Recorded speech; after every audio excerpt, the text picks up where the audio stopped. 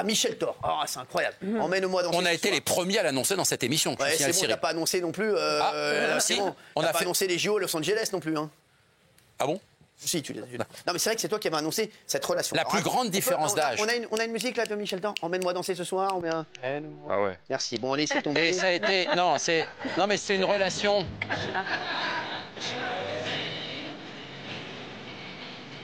Alors. Et. C'est bon. Non mais la relation est magnifique. Elle a rencontré Stéphane sur les réseaux sociaux. Elle est amoureuse alors, Michel Thor. Très amoureuse. C'est une histoire qui dure déjà depuis 2 ans à peu près. Et voilà, c'est une belle histoire. 50 ans d'écart, 27 ans, 77. Non. C'est elle qui a le record absolu. J'ai cherché dans l'histoire des artistes, de Edith Piaf, de tous ces gens qui ont eu des histoires d'amour très tard et avec des gens très jeunes, femmes ou hommes, et c'est elle qui a la plus grande différence d'âge. Incroyable. Voilà, elle tient un record cette année. Vous voulez que je vous cite une phrase de Michel Thor? Ouais. Une belle phrase de Michel Thor. Ouais. Je vis avec un jeune homme que j'aime, qui est plus jeune que moi. Oui, et alors? Un jour, il y a quelqu'un qui en a parlé, mais mal, parce que l'amour, c'est dans tout. Il n'y a pas que l'amour physique.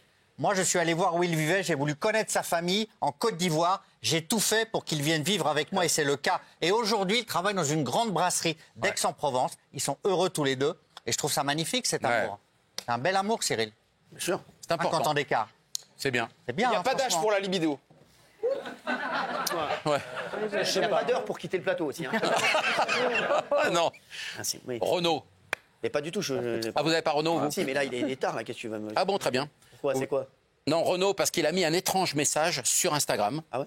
Depuis 48 heures. quoi, Vous savez, ouais. c'est la façade de la Cigale à Paris, avec un bandana qui tombe sur la façade. Donc, tous ses fans, vous savez, il avait déjà fait la Cigale en 2007 pour conclure sa tournée Rouge Sang. Et là, on pense qu'il va revenir sur scène. Il a terminé sa dernière tournée, 131 dates. Et là, on pense qu'il va revenir sur scène. La dernière fois, ils avaient tiré 1200 personnes. Tiré au sort, pardon, 1200 au sort. C'est bon, ça. Tirer 1200 personnes, c'est la dernière soirée de Jean-Michel Maire, ça n'a rien à voir. Non. Non.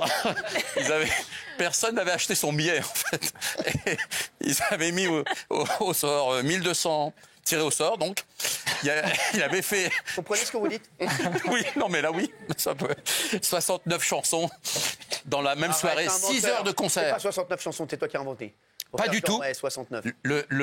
En 2007, il a fait 69 chansons sur scène en 6 heures de temps. Arrête. 69 Réel. J'ai pris le vrai chiffre. Non, mytho. Vraiment. Et voilà, donc ça va sûrement recommencer. Les gens, il faut envoyer un mail à Renaud, etc. Et on est tiré au sort et on peut assister à ce concert à la Cigale. Céline Dion. Ouais, c'est là. Non, vous l'avez pas la suite? Ah, Scoop, c'est tombé il y a 2 heures. Fais chier. Ouais, 2 heures. Elle sera probablement, je dis bien probablement, elle sera le 17 mai, le samedi 17 mai, à l'Eurovision. Ça se passe à Bâle, en Suisse. À Bâle. Pas pour concourir, évidemment, parce qu'elle a remporté l'Eurovision en 1988 avec votre chanson préférée. Bien sûr, ne partez pas sans moi. Et il va demain, Laissez-moi évidemment. vous suivre. Alors, c'est une rumeur que j'ai eue de Montréal. J'amène ici. Ah ouais? Parce qu'on lui a proposé d'être la maîtresse. Ça fait une trotte quand même. On lui a proposé d'être la maîtresse de la cérémonie de l'Eurovision. Ça serait énorme. Et elle n'a pas dit non, elle n'a pas encore dit oui, mais on pense qu'elle va venir parce que ça va lui rappeler d'heureux moments. C'est là où la première fois avec René. J'ai vécu à Bâle, moi.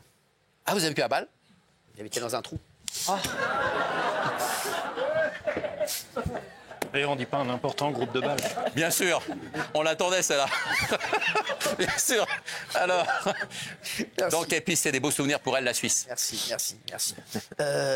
Gilles Verdez. Une passagère hospitalisée en urgence après une mauvaise rencontre dans un aéroport. Ça va vous faire frémir. What s'appelle? C'est une dame de 40 ans qui arrive à l'aéroport international Logan de Boston. Dimanche, fin d'après-midi. Elle va récupérer ses valises, comme tout le monde dans un aéroport. Elle est dans la zone des douanes, donc elle regarde les bagages, elle voit passer sa valise. Elle va pour se saisir de sa valise et elle sent une douleur à la main. Elle regarde, elle venait d'être mordue par un scorpion. Non. Un scorpion à Boston, dans l'aéroport. Scorpion, hein. Alors, les services médicaux se précipitent, elle crie, tout le monde se précipite. Elle est évacuée immédiatement en ambulance dans un hôpital de la région. Et depuis, tout le monde se demande d'où vient ce scorpion. Et surtout, ils n'ont pas retrouvé le scorpion. Donc, est-ce que c'est un scorpion dangereux?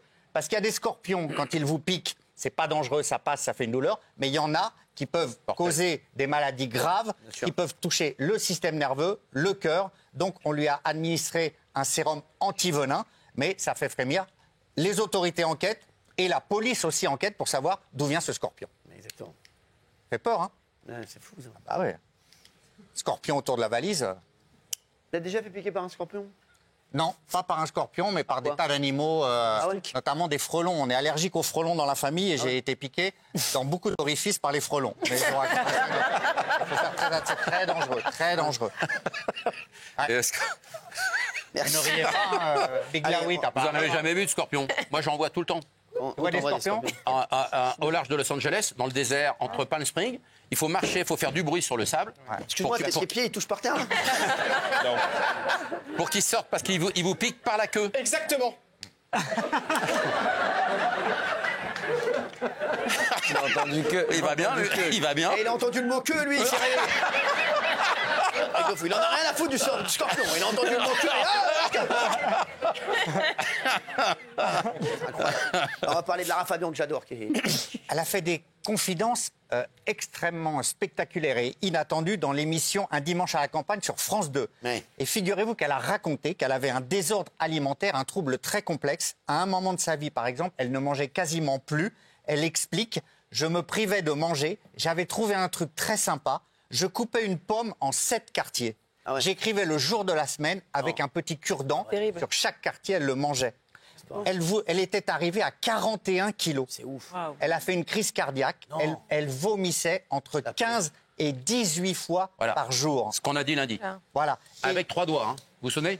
Non, mais c'est pas drôle parce que c'est vraiment mais des. ça- C'est extrêmement Non, mais terrible. Personne ne rigole. là. Mais c'est une technique. Mais personne ne rit, mais c'est une technique. C'était C'est sa technique. C'était une anorexie extrêmement Voilà. Absolument. forte qui aurait pu être encore plus dangereuse. Et elle s'en est remise parce qu'à un moment, elle a dit si un jour je veux être mère, il faut que mon corps puisse le supporter. Et donc elle s'est remise Je à l'adore, manger. là.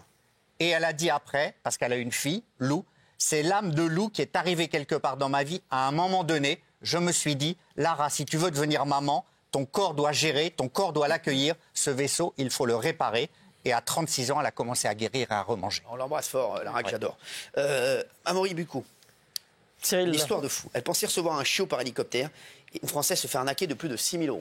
Oui, c'est une histoire qui a été révélée par la gendarmerie. C'était à la fin du mois de février, une femme de 68 ans qui habite un petit village qui s'appelle Chiché et qui tombe sur une annonce...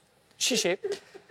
Comme chicha, mais en « et », qui tombe Bien sur sûr, une on avait annonce compris. en ligne, a priori tout à fait banale. C'est une association qui propose l'adoption d'un petit chiot. Alors cette femme, elle a un grand cœur, elle se sent peut-être un peu seule et elle va postuler pour cette annonce et elle va mettre en fait le doigt dans un engrenage qui va lui coûter effectivement extrêmement cher. Alors au départ, la Vous avez le droit dans un engrenage, vous? Non, ça, oui, non.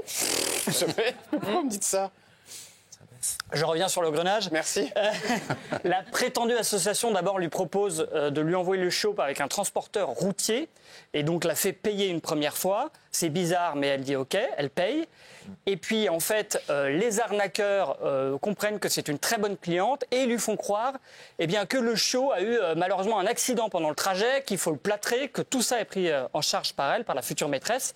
Et donc il faut encore payer. Ensuite, il lui explique que le chiot, comme il est blessé, eh bien, on va le transporter en hélicoptère jusqu'à chez elle. Donc on l'a fait à nouveau payer. Il lui explique encore, là, ils font durer en fait le plaisir pour pouvoir récupérer le plus d'argent possible. Il lui explique que l'hélicoptère a eu un problème technique, il faut refaire un nouveau trajet. Elle repaye à nouveau. Non. Et in fine, eh bien, ce chiot qui ne doit probablement jamais exister, elle ne l'a jamais reçu chez elle.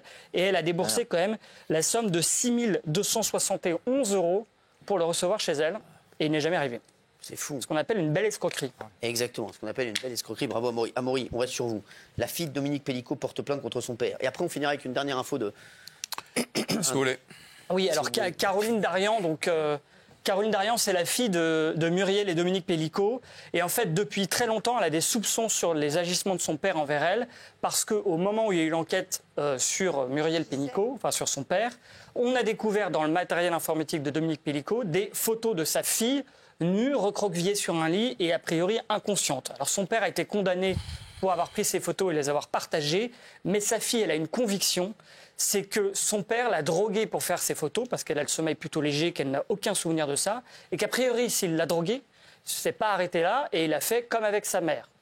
Donc elle a porté plainte cette semaine pour ses agissements. Maintenant la question c'est est-ce que les enquêteurs vont pouvoir aller plus loin, recueillir des preuves, alors qu'a priori on a déjà inspecté tout le matériel informatique de Dominique Pellicot. Lui de son côté il réfute ces accusations. Mais ce qui est sûr, c'est que sa fille, elle vit en fait depuis des années avec cette espèce de doute horrible. Enfin, depuis qu'elle a appris l'existence de ces photos, elle est habitée par ce doute. Elle vit très mal et elle a envie que la justice aille au bout de ce mystère. Merci, Amaury. Patrick. Clotilde Courreau. On a des nouvelles de Clotilde Courreau, cette merveilleuse actrice qui est mariée avec le prince de Savoie. Le prince, oui, c'est un prince, le prince de Savoie. Oui, elle a décidé de passer son bac. Par contre, il y a Gilles, il est avec la dame de Haute-Savoie. Elle a décidé, à 55 ans, de passer son bac cette année. Ah oui. Elle n'a jamais pu l'avoir. Elle a commencé sa carrière très jeune comme actrice, etc. Donc, elle a décidé de s'inscrire parce qu'elle a besoin d'avoir le bac pour rentrer aux Beaux-Arts. En tout cas, pour une section des Beaux-Arts. Et j'ai regardé justement le nombre d'artistes qui n'avaient pas le bac. C'est énorme, en fait. Alors, bien sûr, Vanessa Paradis. Vous voulez nous les dire ce soir?